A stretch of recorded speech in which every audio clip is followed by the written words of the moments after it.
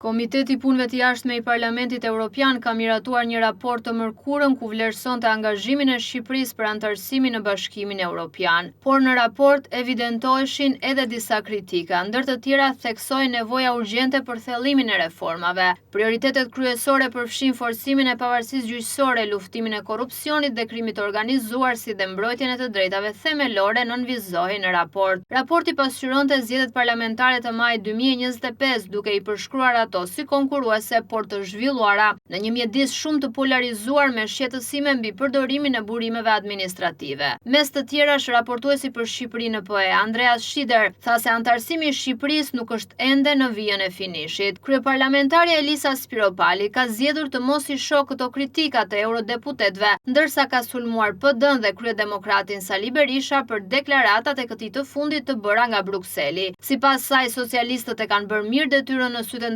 ndërkombëtarëve, ndërsa demokratët janë njollë zezë në diskursin politik shqiptar. Lidhur me një fenomen të cilin edhe duke u përmbajtur, po e cilësoj një njollë të zezë në sjelljen dhe diskursin politik shqiptar. Dënoj me forcë përpjekjet e atyre që nuk po lën gjë pa bërë, gur pa lëvizur dhe fjalë të zezë pa thënë për vendin e tyre. Dhe kjo vetëm për t'i bishtnuar përgjegjësisë. E kam fjalën për misionarët, që pasi kanë nxjerrë emrin dhe fytyrën e tyre, pasi kanë shkatruar gjithçka rreth vetes, janë rikthyer me vrull të papar për të nxjerrë e prishur edhe emrin e Shqipërisë dhe të shqiptarëve. Me hidhsinë e humsit keq dhe pandrejtësinë që i karakterizon, janë sulur me vëxhut të padëgjuar të përdosin emrin e Shqipërisë dhe të çdo shqiptari, brenda e jashtë vendit, të përdosin reputacionin e tokës son të përbashkët me teori komploti, me akuza qesharake dhe absurde, me të pavërteta të shpikura si nevojë e përpjekjes së fundit për mbijetesë politike. Nuk besoj se ka kush nevojë për ilustrime, sepse e shohim për ditë peligrinazhin absurd të udhëtimeve me një fletushk në sqetull të hartuar në Tiranë, që ushitet shqiptarëve si rezolut e kësaj apo asaj organizate, që në fakt është vetë trakti i fundit kundër Shqipërisë, progresit, imazhit dhe fytyrës së saj.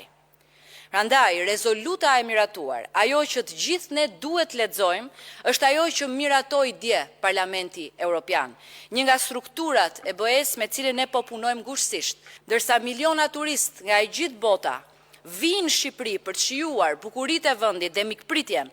Turistët tanë politik kanë vendosur të harxojnë frymën politike për të bërë të kundërtën, në një marrëzi të pashoqe, kundër vendit, pra edhe kundër vetes. Fali o Zot se nuk din ç'bëjnë. Për Spiropalin ka vetëm një raport i shkruar e bardha në të zezë, ndërsa të tjerat janë trakte.